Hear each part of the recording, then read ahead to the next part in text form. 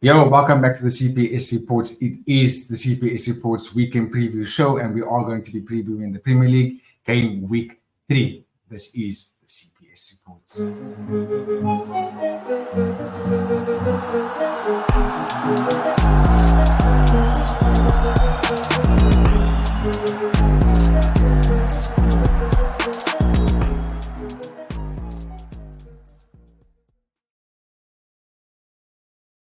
The time is now. We are back, like I said, and we are going to be previewing the weekend's preview of the Premier League. I cannot do this without my partner in crime, the one and only Babu. How's it going, broski? Lekker, man, lekker. You know me. Always in a good mood for the footy, man. Always in a good mood for the footy. That is true. That is true. That's why I would not do this with anyone else. But let's bring it up, Babu. As we said, we're going to go through the fixtures. Saturday, we see a couple of fixtures taking place. And we are going to be talking about the Arsenal-Brighton game. This is the one that's going to be kicking off the weekend. This is on Saturday, the 31st of August, kicking off at 1:30 South African time. Right, Babu, both these teams started the Premier League off good. 2 wins from 2. Brighton's looking fantastic. They played a game earlier in the week in the EFL Cup, and they won 4-0.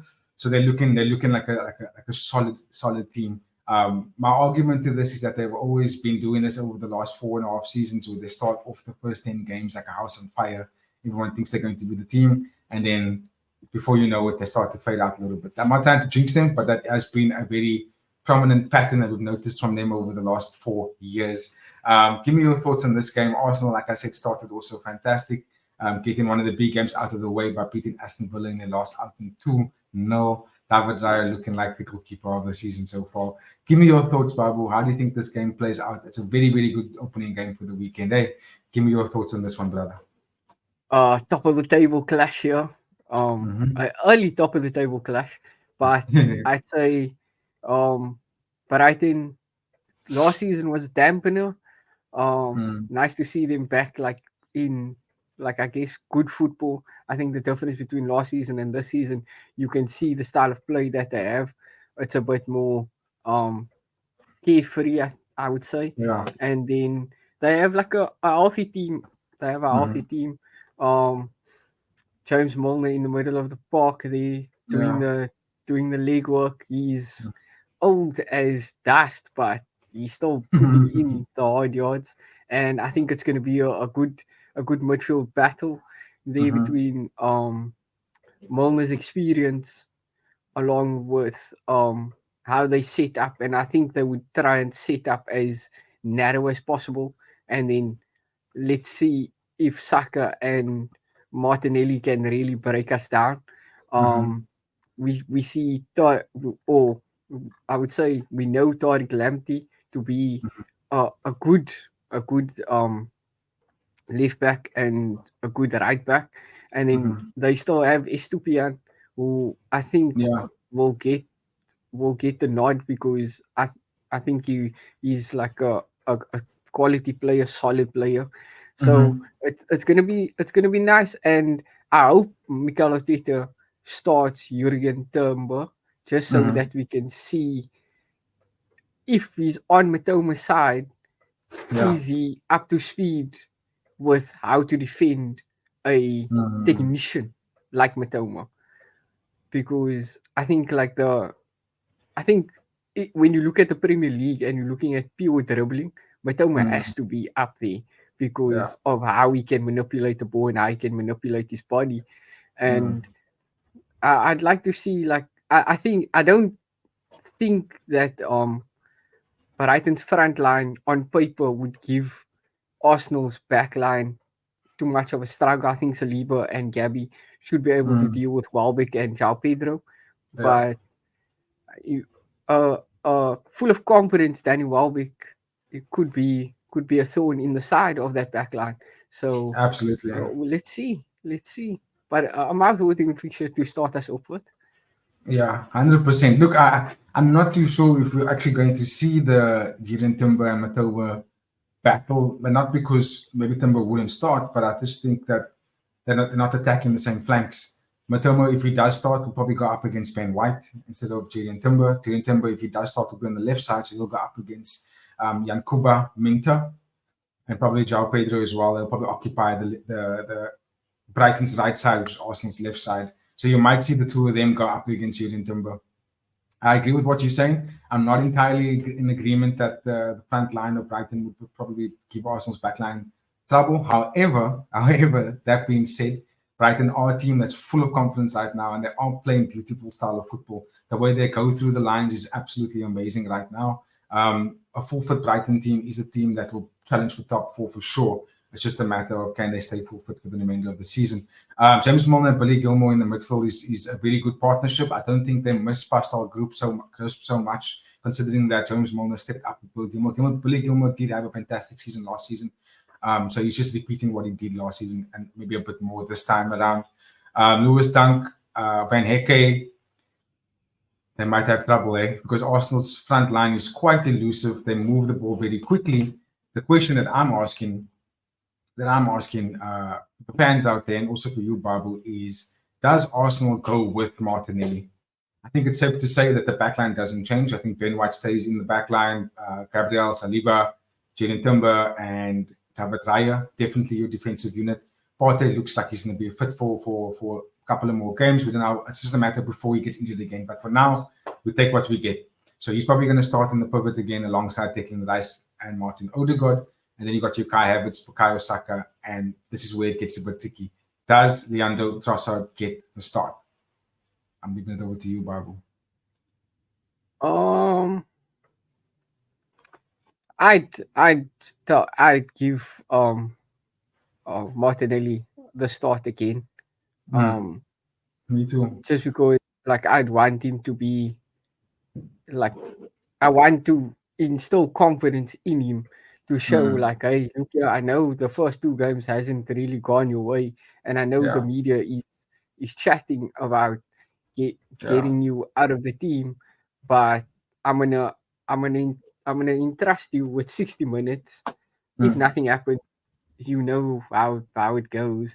But I'm still gonna give you that I'd still want Arteta to give Martinelli that bit of confidence to say like, hey, go at it again. And I mean, Trossard, I love him as a player because I love the way he plays the game. When he does start, he like last season, I thought that was your best front three: Martinelli, Trossard, Bukayo Saka, because of how interchangeable they were. Absolutely. But in saying that, like now you have Kai who's banging in goals, so that does throw a bit of spanner in the works. Yeah. So I'd still go with Martinelli, and then if you want to risk Kai, then I'd say like, hey, tinker a bit with the front line if you want to risk Kai. But I think like I still entrust Saka as well as Martinelli, even if they do have like the rice balls because of like how well they play with Kai. And I'm not sure Kai and Leandro Trossard will really, especially like starting the game. I don't like the starting the game because of how teams can set up. I like him to come off the bench rather. And if you're gonna start Trossard, then rather reserve Havertz because then you can have interchangeable like front three. Where I don't think Havertz is gonna like. I wouldn't want to see him on the right or the left because I think like middle of the park is like where he belongs. Where he belongs. But leave the comments. Yeah, leave it in the comments what you guys think, because that seems to be the ever-going debate around Leandro Trossard. Coming off the bench, he hasn't had a bad game. He's always been one of Arsenal's key players at that moment. But when he starts the game, especially when he starts out on the left, it takes him a while to either get into the game or he doesn't get in the game at all. And it makes it a bit of a tricky thing. But I think this season around, the boys look very hungry. I was watching some tape on Arsenal yesterday. Watching their training sessions, and I don't think I've seen anyone finish the ball the way Leandro Trossard does in that Arsenal team. They were doing shooting drills, and honestly, Bukayo Saka does really well. Martinelli does okay. Kai Havertz does okay, but no one looks as ruthless and as predatorial as Trossard. The dude can put the ball in the net from both feet, from any angle, and when he strikes the ball, it looks like who can I give an example to? Because I can't even find anyone. Because maybe if you can remember Santi Cazorla. I'm not sure if you can remember Santi Cazorla play. Now, he used to play left foot, right foot, and the way he used to hit balls in from anywhere around the D or in the box. Trossard's got a very similar style, but he's not as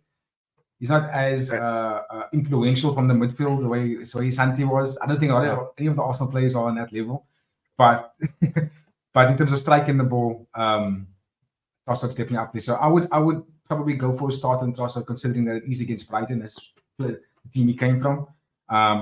I think he may end up being the key figure for this game. If he doesn't start, you can expect him to come off the bench and maybe create something. But can you give me a prediction on this one, Pablo, before we move on? 2-1 Arsenal. It's a tough game. It's a tough game. I don't give it as easy. I don't think Arsenal's going to get it done as easy. I can expect them to dominate the ball because they are at home. Expect them to move the ball around a little bit more. But we do know that Brighton is very good on the counter. We do know that they can be a threat for any team. We saw what they've done to Manchester United. 2-1 sounds like a realistic score, but Babu, it's very difficult to break down this Arsenal defense, brother. It could go 1-1. It could go 1-1. A draw. Yeah, I could see 1-1, and I could see 2-1. I think I nod the win to Arsenal because I don't think I can't see Brighton really winning the game, but I can see Brighton like stalemating the game. Yeah, but then they're doing that. It's just a matter how long before Arsenal breaks them down. I haven't seen a team that is as good as Arsenal in very, very tight spaces. I know City, we know, but we don't really see them in situations where they're involved in very, very tight spaces. Like when you watch the way Arsenal moves the ball around with Odegaard and Saka when they're caught in like congested spaces, it's like they move the ball so freaking well in that situation. So I'm going to go with the Arsenal win, and I'm going to go 2-0. I'm not going to go 2-1. I'm going to go 2-0. I think Arsenal's defense is just very difficult to break down, and they look ready, man. They just look like they're ready to go for it this season. I know they looked like that last season as well, but last season, this time Arsenal was struggling. This season they're not, and everyone looks fit. So, dude, I expect Arsenal to go out there and look absolutely flawless. But anyway, we move on. Before we move from Arsenal, are you happy about the transfer? Strengthening the midfield. Mikel Moreno. Oh yes, I'm happy with both transfers. Actually, I'm happy with Eddie Nketiah going. For the club's sake, but also for his sake as a player, I think it's very good that he went, especially to a club like Crystal Palace, who actually needs a striker. I think it's perfect that he went there. And then Mikel Moreno coming into Arsenal, I think that's a very good addition to the team. It's just a matter of what the best 11 is going to look like now, because Arsenal's now put themselves in a position where they've got a lot of starters on the bench and obviously starting 11. And I just hope that it doesn't make the camp a bit difficult. I hope that the players they know what they're there for. Just like City's players, like they got all these starters on the bench, but they're all there for the one thing, and that's to be the best team in the world. And I think if Arsenal's players can think the same way, you can expect this team to be a formidable team. And we thought they were formidable last year. Yay. Yay. I expect them to be doing a lot better this season, considering that they went out into the market. They've still got 3 days, from time of recording. They've still got 3 days in the transfer window. So if they go out and I see someone like Ivan Toney coming in or Victor Osimhen, or you can expect Arsenal to look absolutely deadly this season. Absolutely deadly. But there's no shame in second place, man. There's lots of shame in second place, bro. Lots of shame. Especially if we don't win any trophies. It's bad, man. It's bad. Yeah, I think they can take him on, bro. I think, especially with the team that Arsenal's building. If Arsenal finish second again, at least win a EFL and the FA Cup, or at least win the Champions League and the FA Cup, so you can have that kind of double. Because that's equivalent to winning the Premier League, I would say. Is if we can do the 2 domestic cups, then it's equivalent to winning the Premier League. Not either one. So I expect Arsenal to win silverware this season. I'm not sure which one, but I do expect them to challenge on all fronts. And let's see come into the season if they're lifting up any trophies. Let's see if that happens. I mean, I predict Arsenal to win the Premier League, so I stand by it. I'm not going to change my prediction. and let's see come May next year if that's the case. But okay, we move on, Uh, Babu. Our next fixture we're going to be talking about is the late fixture on Saturday that sees West Ham hosting Manchester City, excuse me, at 6:30 on Saturday. That's still 31st of August. And West Ham went out and did some business. Man City did a little bit of business as well. Man City also start the season really well. 2 wins from two, looking like a team that's going to punish everybody 4-5-0. So going into this one, they are traveling to West Ham. West Ham is a good outfit when they are at home. They play really well. They I think if I'm not mistaken, they won their second game and lost their opening game against yeah, Aston Villa. yeah. Yeah. So they're not too bad. The squad is really good if you think about it. All that up there. But can you give us your thoughts on this fixture, Babu? Because I consider West Ham a really good team. I really do. I don't know if they can beat Uh, Manchester City, but I do think they're good out. I think it's a good team. I think West Ham Mhm. they strengthen the squad very Yeah. decently. Bringing in a good amount of players, as Hmm. well as retaining like the players that they do have. Yeah. Um, One of the players that they brought in was Somerville from Leeds, and he was Hmm. tearing it up. And Yeah, I then Nicholas remember. Fulker, like we spoke about Yeah. Nicholas Yeah. Fulker, Fuku. and Yeah. he's a good player, and I'd like to see like how they get on. Um, Mm. I think Pep will obviously put out these experimental You think so? three-man backline with the Mm. four. I don't know. It's not even a full midfield like that. Four sitting behind Ireland with the two in the mid. So I expect that to go Mm. again to just to Yeah. see. Like I think he's gonna stick with it for the Mm. first third of the season, Pardon me. just Yeah. to just to give something, just to see which teams he matches up well with, and to see Mm. which teams like actually know how to navigate and Yeah. shut them down. Um, Yeah. I don't see West Ham doing that, but I do like the matchup though. I do like the matchup. Todibo, who West Ham brought in as the Yeah. defender. They have Kilman, they have Yeah. Kurt Zuma and Mitropalos. All Afrikaners, of yeah. them What a seem to be nice and physical, and I know um, a lot of people say that Haaland, not that he struggles, but he does have mm. like a torrid time against physical defenders, and West Yeah. Ham defenders do tend to be physical. They Um, are. so we're gonna see. Uh, I would I would hope West Ham try and exploit that gaps Mm. of right back and left back. Yeah. I don't They got know players to how do they it. would.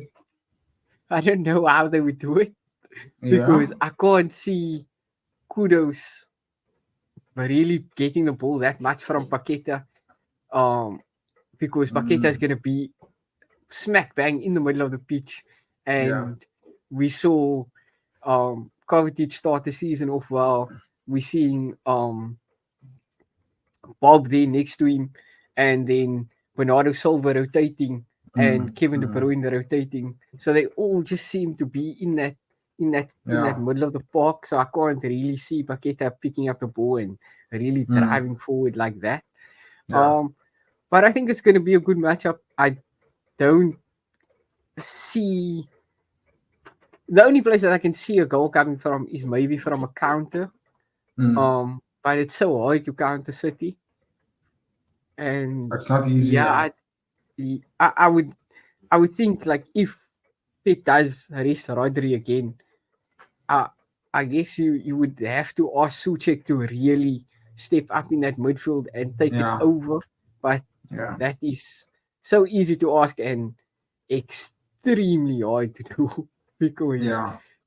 of how City will just press Mm. and Mm. smother you into thinking like, oh, are we even as good as we think we are? And I think this West Ham team is talented, and Yeah. I guess like it's been a rough start this far. but hopefully they come right. I mean, they certainly got the players to do that. If you think about it, James Ward-Prowse could potentially be out of the locker room there, but they brought in Guido Rodriguez to play alongside Edson Alvarez. Excuse me. So in this game, I would probably think that if West Ham doesn't go with a single pivot, and maybe they bring Suchik a little deeper alongside Guido, and then they could maybe leave Paqueta as the sole number 10. And I agree with you. I think their best opportunity is probably going to be on the counter because Jared Bowen and Mohamed Kudus love to carry the ball on the wing. They're very good direct runners. It's just a matter of what is the style that they're going to use because, like you mentioned, Man City is going to. They've got so many attributes and so many players that can play through the midfield. Like, okay, Gundogan can come back on if Kovacic doesn't start, for example. Rodri's not there. If he's not there, like you've got Bernardo Silva, Rico Lewis, De Bruyne, all these guys can play amongst themselves and rotate in a way that makes them extremely formidable. Do you have a score prediction for this one?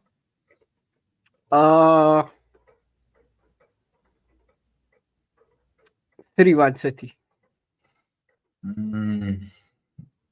Yeah. And that's a lucky goal for West Ham because West Ham. I remember the last game from last season. Mikel Antonio got the ball free, and that was a very spaced out City backline. But now they're so congested, I don't see him getting that space again.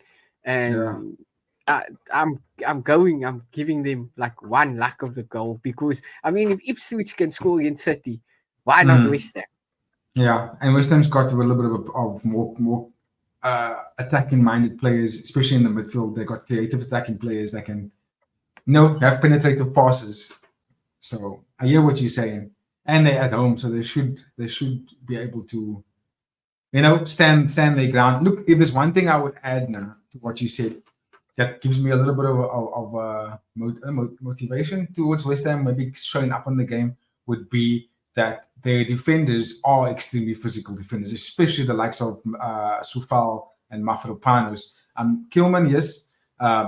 Emerson, not so much. He's more of a attack-minded fullback rather than a fullback that sits. However, up in front of them, they've got the likes of Guido Rodriguez, like I said, and Thomas Suchik, who can be very protective. They can protect that line. Mafropanos, I would like to see him show up in this game and take Haaland on like balls to the wall because he's that kind of player, Mafropanos. He's got that within him to be that most aggressive kind of centre back. And I look forward to seeing that battle happen in this game. So if West Ham can be defensively resolute and stand their ground, that gives them a good chance because Mohamed Kudus, Paqueta, and Jared Bowen, as well as Mikel Antonio, are deadly on the counter. We know this. So yeah, let's see how it plays out. I'm probably going to lean to Man City win as well. 3-1 sounds like a score that's probably going to happen. But also West Ham does have it in them to fold once they go down 2 goals, and then you see City just once the fight gets open, it opens, and City can put away 4 or 5 goals. But I expect this game to be more competitive, so I'm going to go with a 2-1 Manchester City. I think West Ham makes it quite competitive for them. But let us know in the comments what you guys think about that as well. I would love to hear what your thoughts are for Manchester City and the West Ham game. Babu, now we're just going to quickly run over some of the other fixtures that are taking place on the Saturday or at the 4 p.m. kickoff time. Brentford facing Southampton. Brentford need a win. They obviously took a loss against Liverpool in the second game of the season. Southampton as well and needing to bounce back. What do you make of this one? Can you give me a quick score prediction? I'd go 1-1. 1-1. I don't know. I think I'm going to give Brentford a win there. I think they got more to show. They got a bit more of attacking-minded players. So I'm going to go Brentford 2-1. And then Everton versus Bournemouth. Everton desperately needs a win in the Premier League. Everton also need a win. Yeah, they're desperate for it. I think that's going to be a nice game. Not a game for the neutral, but I think like if you're a football lover, I think it will be a nice back and forth game. I go Bournemouth. Bournemouth 2-1. Yeah, Bournemouth is in the better form. Everton, although they won their game in midweek in EFL, in the Premier League, they need it. They desperately needed 3 points, but I don't know if they're going to override the Bournemouth. They are at home, so I want to give them the chance, but Bournemouth might just end up being a bit too tough for them there. And then we're moving on to Ipswich facing or hosting Fulham. Ipswich, like we spoke, they've got some good players. They looked exciting in their opening fixtures. They had a bit of a difficult run because they had the top 3. They had 2 of the top 3 of last season in the opening games in Liverpool and Manchester City. Now they're facing Fulham, who also went out and did some business, and they look good with the new signings. They won their last fixture against Leicester 2-1, and in Smith Rowe, I have to get it in there. It was on the score sheet. Can you give me your prediction for this one, Babu? I nodded to Ipswich just because they're at home, and the game that the first game that they played against Liverpool was not as the scoreline reflects. I think the game was much tighter than that. So I'd give Ipswich the win 1-0. Yeah, I completely agree. That the scoreline didn't reflect. I don't agree with your prediction. I agree with the way Ipswich played in that opening fixture. They looked good, and even against Manchester City in the first couple of minutes, they didn't look too bad. But I don't think they're going to beat Fulham. I think it's going to be competitive, but I think Fulham is probably going to come away with the 3 points there, and I'm going to go with the 2-1 away win for Fulham. And then we're moving on to Leicester hosting Aston Villa. Give me a quick prediction on that one. That's actually a nice game. Jamie Vardy. I go Leicester to win, just because I think Aston Villa is going to play exactly the same way they played last season, and away from home they are going to be shut. Yo, listen here. You called it. You said they're not going to have a good away record this season. But they had a poor away season. Like, they had a poor record last season, and they still finished in the top 4. And top 4, yeah. I think they're gonna try to build on it, but King Power Stadium. Oh, Leicester's bouncing, bro. Leicester's bouncing. Tough to go Shout there, out my guy Jamie Vardy, still doing the thing, saving the Red Bull at halftime and banging it. He's a dog, bro. He's an absolute dog, that man. Your heart is pumping, bro. Heart is pumping. But I think Leicester get it done. I go 2-0 Leicester. Yo, that's a big prediction. I'm gonna have to clip that for our some of the results to come out for the weekend, because that's a big prediction. I'm gonna go with Aston Villa. I think they made really good additions to their squad in Adama Onana. Amadou Onana, sorry, Amadou Onana. And obviously they kept the core of the squad that was doing well last season. So I'm gonna go with an Aston Villa win here, and I'm gonna say 2-1 Aston Villa. I think Leicester put up a good fight, but I think Aston Villa might just have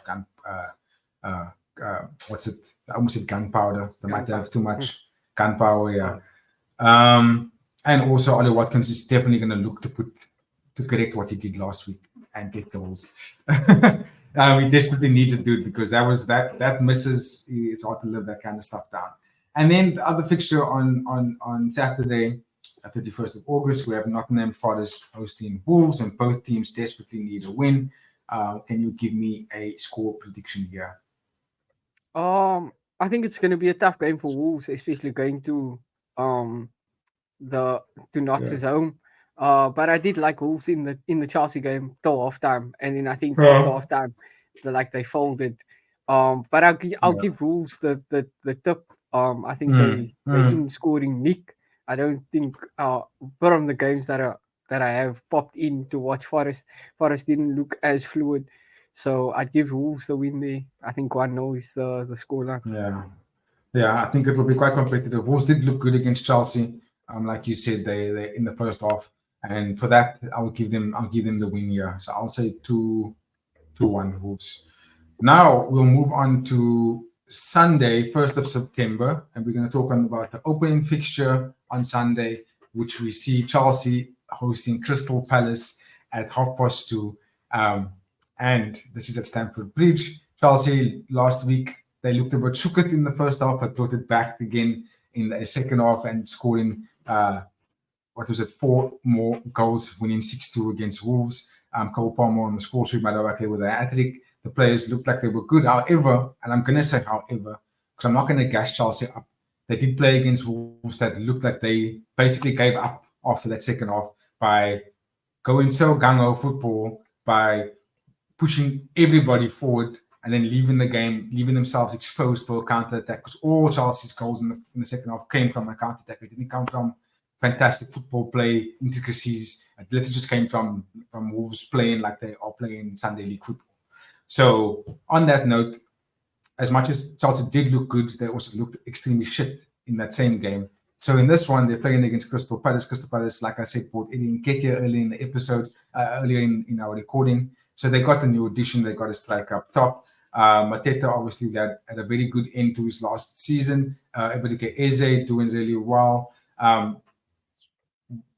What do you make of this fixture, Barbara? Who do you think is going to be the one that comes out on top here? Because I do think it's going to be more competitive than what we think. I think it's going to be a competitive game. I give the nod to Chelsea. But I do stand behind your comments where I do think that Chelsea is not like don't put any stock into last week's game.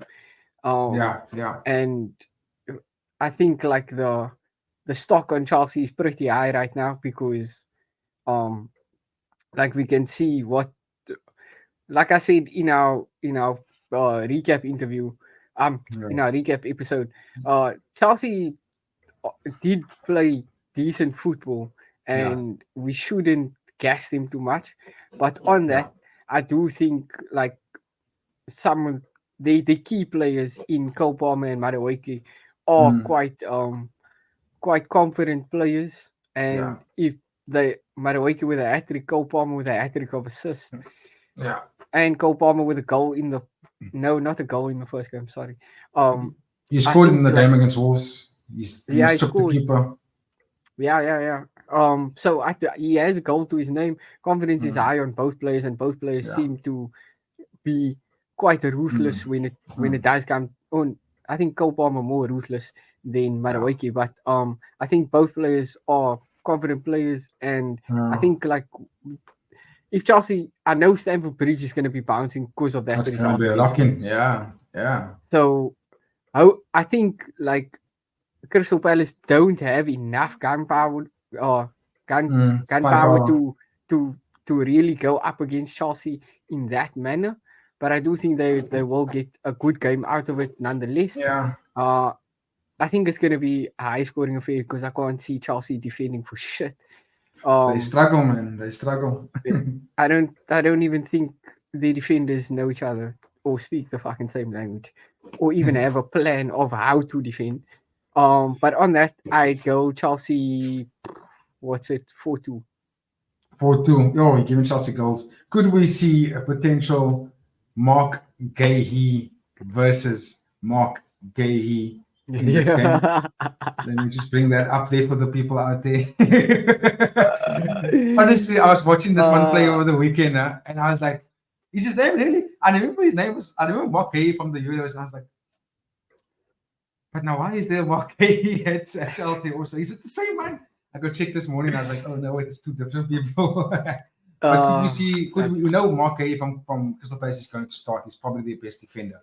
But are Chelsea going to bring the lights of? Are they going to start Mark Gahey, the new signing? Or are we going to see Action Jackson again? Or are we going to see someone like Joao Felix come into the fore? What is Chelsea's lineup going to look like? I know you gave the prediction. 4-2 does sound like it's a realistic one. But I think I want to hear your potential lineup for them that will help you navigate or ride home that score prediction.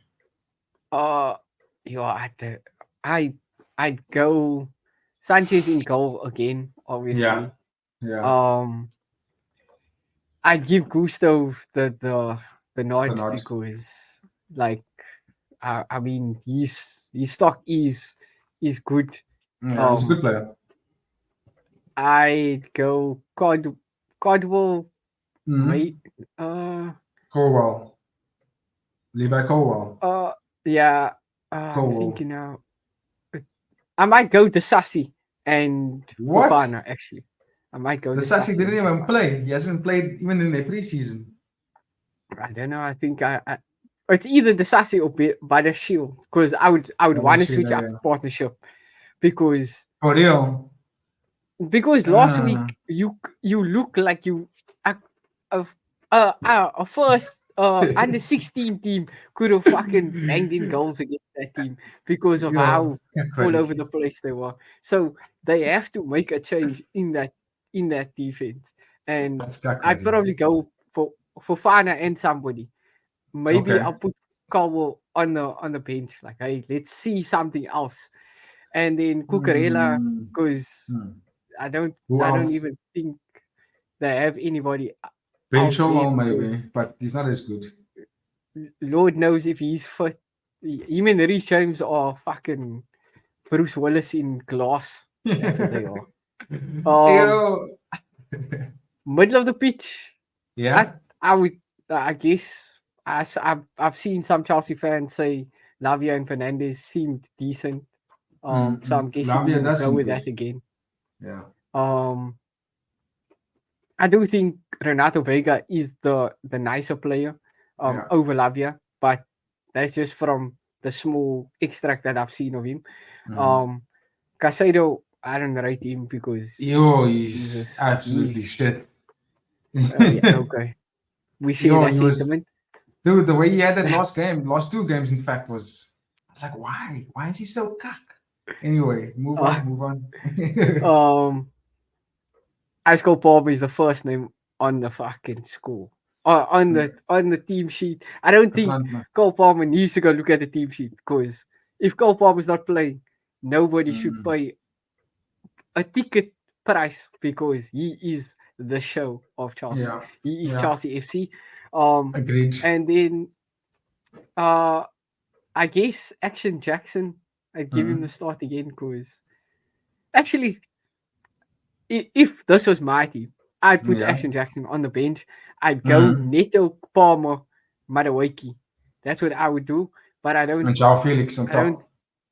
top. I think Christopher in the 10 Oh, because I like Christopher. Christopher to swap with Palmer. But I don't want to Mm. put Christopher up top like off the rip of the game. I think Yeah. Palmer is way more of a threat than Christopher, Mm. especially in the start of the game. I think as the Yeah. game goes, then they can swap around. Um, Mm-hmm. Mm-hmm. I don't give João Felix the start because he's one of the players that like I think his stock is so high, but his actual performances is very low. Mm. Um, I think his career has just been that way. We can see like bits and pieces of a great player, but Yeah. we can't see the full like performance of it. So I think, like I said, when they brought in João Felix, I think he's just an impact player. I think he's Mm. um not not to compare him, but I think he's Leandro Trossard. I think he Mm. is Mm. Mm. um Chicharito from back in the Yes. day. I think he's the Yeah. impact player off the bench. Um, I don't think Mark Gay gets a start No. because I don't really know if he can really fit in the team yet. Yeah. Um, I think Pedro Neto is the potential player that I can see breaking into the front line potentially Yeah. on that left and or on the I think you left hand should side. Yeah, start, bro. Do you? I I mean, also like, think you should. you should start, eh? Like, let's be honest. Like in that left wing position or on the right wing position, I rate him a little bit more than Madueke, more than Mykhailo Mudrik. I think he's a lot more. He's a lot more threatening than both those players. I do think he's a very ball carrying, skillful driver into the defense. Mm. But I don't think Chelsea need that type of player because of how Cole Palmer picks up the ball and drives it.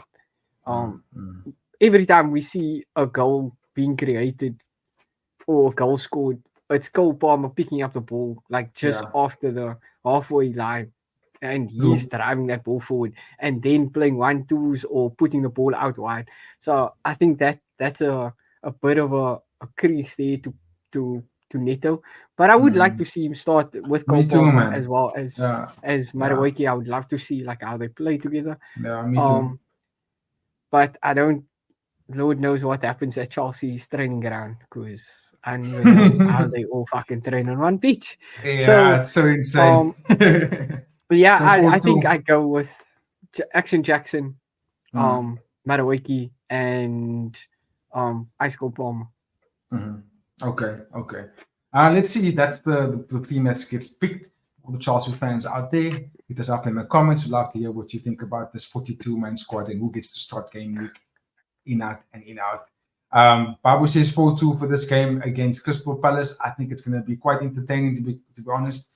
I'm going to go with a 3-2 Crystal Palace. I was thinking that also. Just something about it tells me, man. It's going to be a high-scoring affair. we can say for certain. We can say for certain. Let's see. For now, we'll keep it moving on. Babu, just give me a quick score prediction on the Newcastle Spurs game. It is a big game. That's a very, very entertaining game to watch. Both these teams come in and play hard football. We know how good Newcastle is. We also know Spurs with the Ange ball kind of football.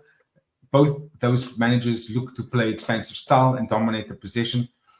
So you can expect a nice competitive game going back and forth. Can you give me a prediction here, Bob?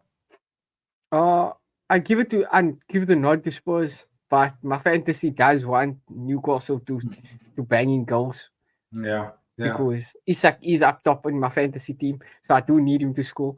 But to win the game, I think I go Tots. I go what? 2-0. At St. James. And what? Nah, bro. You must be joking, bro. Brother, the Tottenham Hotspurs don't play any different at home as they do away from home. They that's why City and Arsenal, teams that dominate the ball, they can go to Tottenham and play however they want to play football, because Tottenham don't really have like a very different game where they can hold position and play like the game very slowly. Like you said, Big Ange, bro, he is expensive. He say balls to the wall from the first minute. And so far for the season, like everything's clicking. They scored 4 goals. I think they're high on confidence. Sonny's leading the team liquor, and Newcastle has been a bit rocky. So I think like Tots gets I think Tots gets the better of them. Yeah. I think also like the time this game is being played does matter, because I don't think Newcastle has grown into the season yet.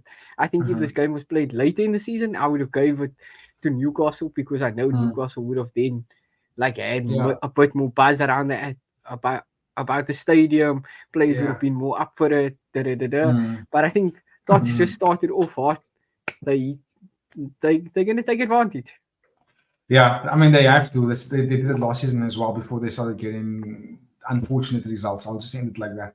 But I do think that the squad that Newcastle has will make it very competitive. With likes of Anthony Gordon, Isak, Jacob Murvich, Linton, Bruno Guimaraes, Longstaff. Those players are very competitive, and you can expect them to be very combative in the midfield. I'm interested to see the battle between Yves Bissouma and Bruno Guimaraes, because I think whoever between them comes out on top in that battle will be able to dictate the game, and that's where you're going to see the winning team. So whoever wins that battle will be the team that's going to win. I'm going to put myself saying that Bruno Guimaraes is probably going to be a little bit more intense than Yves Bissouma. So I'm going to go Newcastle win here, and I'm going to say probably 2-1 or 3-2, because I do think Spurs is electric when they go forward, as they've been showing. But they do have defensive frailties, and I think they might get caught there. So let's see, because Anthony Gordon's a very good winger. He's a very powerful runner as well.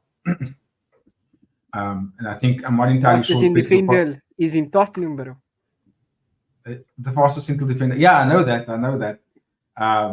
I'd like to see also the battle between Anthony Gordon and Pedro Porro. I think that's going to be quite entertaining to watch. But let's see. Let us know in the comments what you think there. I'm going to go with the Geordies, obviously, because it's in my blood. So, yeah, let's go. Up to Newcastle. All right, Babu, let's close our episode with the mouth-watering fixture, the game of the week, also on Sunday, 1st of September at 5 p.m. South African time, as you can see on screen. It all will be on Super Sport. And we are seeing the classic, the two most decorated teams in English football, Manchester United hosting Liverpool. It's the Reds against the Reds. And history has proven that Liverpool sometimes either goes there and gets 7 goals, or United does what they do and they surprise everybody and beat Liverpool even when they have terrible seasons. Last season they did it. The season before that they did it as well. This season, are we going to see something different? Both teams are in their transition. We know that Liverpool's got a new manager in Arne Slot, who also I'm not sure if they bought anyone yet. They have been trying to buy Mamadashvili, but I don't think they got him. So I going to know this one, they can. they Hey? approached Chiesa also. Yes, I know about that one. Yeah, Federico. I don't know if they're going to get him yet. He needs a club because Juventus doesn't want to keep him. And I think he would be a good addition for Liverpool. I really think he'll suit their style of play because he's a very powerful winger, very good front runner, and Liverpool play that style. But Baba, give me your thoughts on this one, brother man. How do you think this game plays out? Because both teams, like I said, were in the transition with United changing managers. The board members are changing. Ruud van Nistelrooy is there. Things are obviously they're trying to get out the old and bring in the new and revamp their own United sort of prospectus, if you will. So, can you tell me how you think this game is going to play out, considering the two teams' performances so far? I think with Ruud being in the camp, I think he will bring that rivalry fuel to this week as well as to the game. When he was playing, Liverpool United was a certain rivalry. I don't think that Onslaught is aware of that rivalry. I don't even think Ten Hag is able to comprehend that rivalry because of like the performance that we saw last season, especially especially in the Premier League. I think Liverpool dominated home and away. There's the last couple of So, games. and I think like the last friendly that they played coming into the season, Liverpool smashed United 3-0, if I'm not mistaken. And I don't think the game is going to be much different. I see Yeah. Liverpool getting the win. I think Liverpool's the more structured team at the moment. Yeah. United still have a bit of cohesion needed. Yeah. I do think United have a more promising team to say that. But Okay. I think they have like a nice, exciting players. I think on the Liverpool side, they front row and Van Dijk and maybe Trent. That's like that's what we look for. I think on the United side, I think what Masarawi, he looks promising. He looks nice. Diallo looks like he can have a day. Zirkzee, I want to see have a day. I want him to start, bro. Bruno can be in his bag sometimes, but I don't think that United team is up to par as of yet. I think the Liverpool team is way more up to par, Child. and Yeah. I think Onslaught has them playing a different style of football that is more dominant, and I can't see United really shutting that down, especially like after last season where Klopp was playing a bit more gritty football and Yeah. not as dominant, and he Yeah. was still dominant in this matchup. So with Onslaught, I think we might just see Liverpool kind of play the same way City does, where they like we will see Van Dijk and Konate around about the halfway line, Yeah. and that's not like I see Trent gallivanting as per usual and not being punished for it because I can't see Rashford really taking advantage of it. I can't see Anthony taking advantage of it, or anybody that they put in a winger position really taking advantage of it because their Yeah. wingers haven't shown anything. I think the only person that showed something thus far is Zirkzee. Um, yeah, it's hard to disagree with that actually. I was gonna say maybe Kobe Mainu, but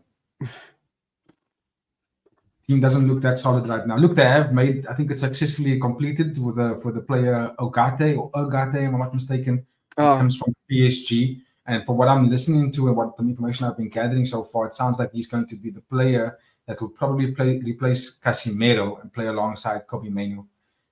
If they do that, that means they will be injecting some new legs, some young legs into the team, which could make them midfield quite combative. But like you mentioned, Liverpool's team just seem a little bit more well-oiled. You know, Gravenberch, McAllister, and Szoboszlai as the midfield three, and then they can easily just bring on Wataru Endo to control that game, control the ball, and make it very difficult for United to get the ball.